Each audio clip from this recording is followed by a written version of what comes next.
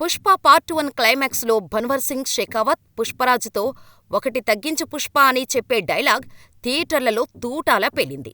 అప్పటినుంచి ఎక్కడైనా ఏదైనా తక్కువ ఉందని అనిపిస్తే ఒకటి తగ్గింది పుష్ప అని అంటున్నారు కొందరు. బన్నీ బర్త్డే గిఫ్ట్గా రిలీజైన పుష్ప 2 టీజర్ ఆహా ఓహో అనేలా ఉంది. చూడగానే ప్రతి ఒక్కరికీ గూస్ బంప్స్ తెప్పించింది. కానీ ఆ ఒక్కటి తగ్గింది పుష్ప అని అంటున్నారు.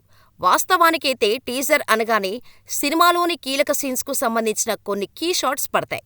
కానీ పుష్ప 2 టీజర్ ఓ గ్లింప్స్లా ఉందనే చెప్పాలి. ఎందుకంటే ఈ టీజర్ మొత్తంలో ఒకే సీక్వెన్స్ ఉంది.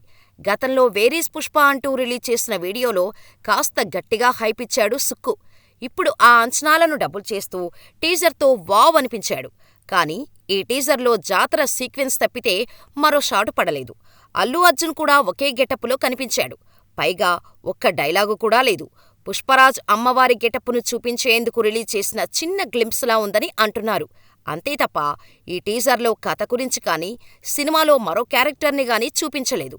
కాబట్టి ఈ ఒక్కటి తగ్గింది పుష్ప అంటూ సోషల్ మీడియాలో కామెంట్స్ చేస్తున్నారు కొందరు నెటిజన్స్.